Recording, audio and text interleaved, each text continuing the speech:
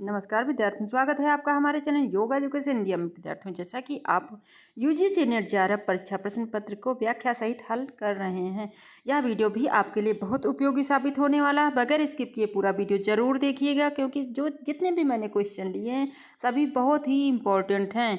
यह योग से रिलेटेड कोई भी कोर्स आप कर रहे हैं, आप चाहे MA BA YCB या किसी भी प्रकार का कोर्स कर रहे हैं, उन सभी में ये क्वेश्चन इम्पोर्टेंट साबित होंगे।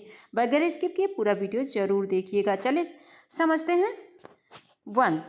तनाव निम्नलिखित में से किसके माध्यम से अनैच्छिक अंगों में अति सक्रियता लाता है? अनैच्छिक अंग के शब्द को समझना, उसके बाद अति सक्रियता लाता है।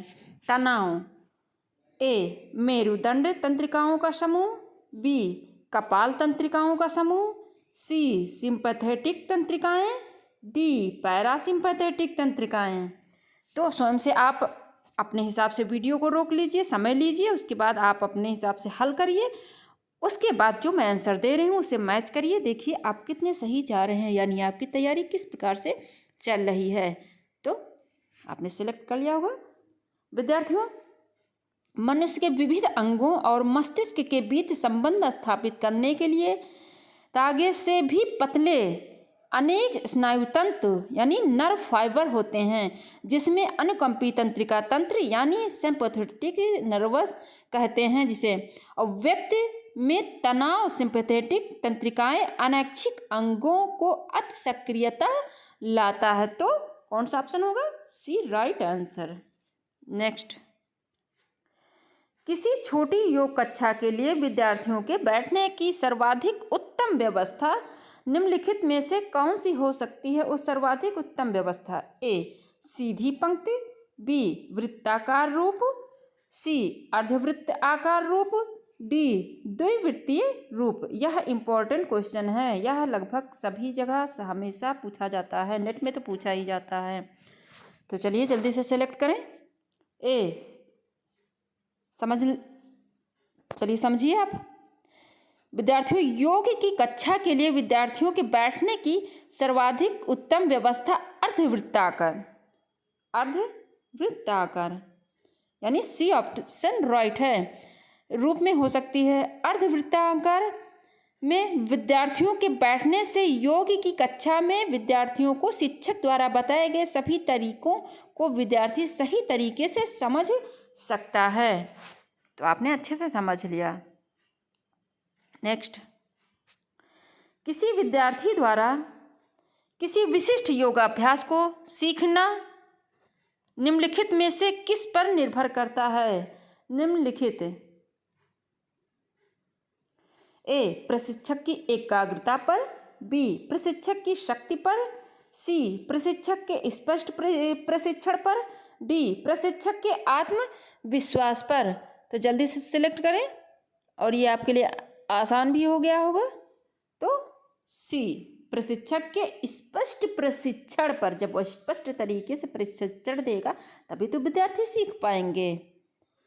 विद्यार्थियों, विद्यार्थी द्वारा किसी विशिष्ट योग अभ्यास को सीखना प्रशिक्षक के स्पष्ट प्रशिक्षण पर निर्भर करता है।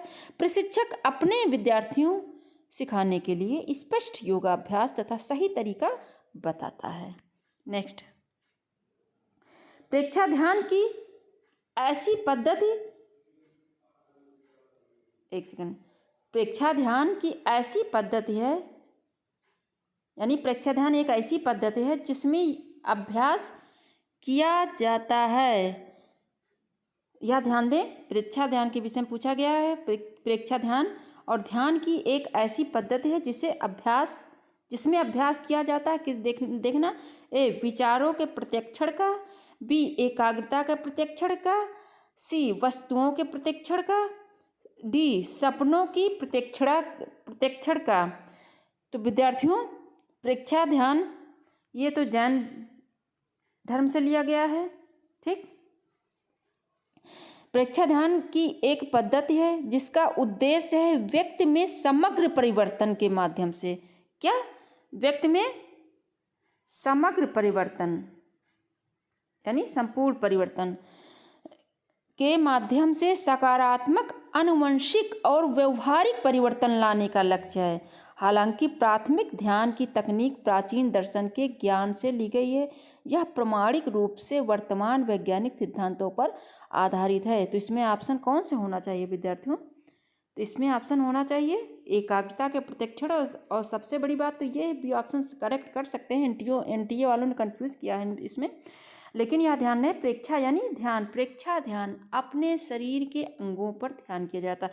और प्रेक्षा ध्यान के विषय में ज़्यादा समझना हो तो मेरा बहुत पहले मैंने वीडियो इस पर बनाया था, आप इसी चैनल पर जाकर खोज सकते हैं, देख सकते हैं किस किस पर प्रेक्षा किस प्रकार से करना चाहिए। नेक्स्ट, भावातीत ध्यान का प्रतिपादन किसने किया था? ए स्वामी रामदेव, बी महर्षि दयानंद, स्वामी शिवानंद, महर्षि महेश योगी। भावातीत ध्यान ये बहुत ही इम्पोर्टेंट है, हमेशा पूछा जाता है। तो भावातीत ध्यान महर्षि Mahesh Yogi, D option right है। विद्यार्थियों, भावातीत ध्यान यानी ट्रांसेंडेंटल मेडिटेशन यानी टीएम तकनीक नामक मूक मंत्र ध्यान के एक विशिष्ट रूप को संदर्भित करता है और आमतौर पर पारंपरिक ध्यान आंदोलन का गठन करने वाले संगठनों के लिए कम होता है। महर्षि महेश योगी ने कब 1950 के दशक के मध्य में भारत में भावातीत ध्यान तकनीक और भावातीत आंदोलन की शुरुआत की थी। आपने अच्छे से समझ लिया। चलिए अगला क्वेश्चन समझते हैं। शिक्षण का उद्देश्य मुख्यतः डैश लाना है। ए वातावरण में बदलाव, बी विषय में बदलाव, सी विद्यार्थी में बदलाव, डी शिक्षक में बदलाव। तो विद्यार्थियों, शिक्षण का मुख्य उद्देश्य विद्यार्थी में बदलाव लाना है। शिक्षण पद्धति जितनी सही और प्रभावी होगी उतना ही विद्यार्थियों में बदलाव आएगा। तो आंसर राइट सी। नेक्स्ट, मूल शिक्षा प्रदान करने की सर्वाधिक विश्वसनीय विधि हो सकती है। ए पारंपरिक गुरुकुल शिक्षण, बी कक्षा कक्ष शिक्षण, सी अभ्यास आधारित योग शिक्षण, डी सिद्धांत आधारित योग शिक्षण। मूल शिक्षा, ध्यान देना, और सर्वाधिक विश्वसनीय हो सकती है, विश्वसनीय विधि। इन सब शब्दों को अवश्य पकड़ना, शब्द पकड़ना सीख जाएंगे तभी आप आंसर अच्छे से दे पाएंगे। तो विद्यार्थियों, ऑप्शन राइट ए पारंपरिक गुरुकुल शिक्षण। देखो, मूल शिक्षा प्रदान करने की सर्वाधिक विश्वसनीय विधि पारंपरिक गुरुकुल शिक्षण हो सकती है, क्योंकि ऐसे विद्यालय जहां विद्यार्थी अपने परिवार से दूर गुरु के परिवार का हिस्सा बनकर शिक्षा प्राप्त करता है। भारत के प्राचीन इतिहास में ऐसे विद्यालय का बहुत महत्व था। चलिए अगला क्वेश्चन समझते हैं। विद्यार्थियों, सभी क्वेश्चनों को बहुत ध्यान से समझना। हार्ट फ्लैश, बाधित निद्रा तथा भावनात्मक परिवर्तन किसके विशिष्ट लक्षण हैं? हार्ट फ्लैश, बाधित निद्रा, भावनात्मक परिवर्तन। ए प्रीमेंस्ट्रुअल, बी मोनोफाजल syndrome, C metabolic syndrome, D nephrotic syndrome. तो ध्यान से समझना विद्यार्थियों, हार्ट फ्लैश, बाधित निद्रा तथा भावनात्मक परिवर्तन मोनोफाजल सिंड्रोम विशिष्ट लक्षण हैं। कौन? मोनोफाजल सिंड्रोम। विद्यार्थियों, रजोनिवृत्त यानी मोनोफाजल सिंड्रोम में वह प्रक्रिया है जिसके माध्यम से एक महिला मासिक धर्म की प्रक्रिया से गुजरती है। यह जीवन के एक सामान्य हिस्सा है और इसे बीमारी नहीं माना जाता है।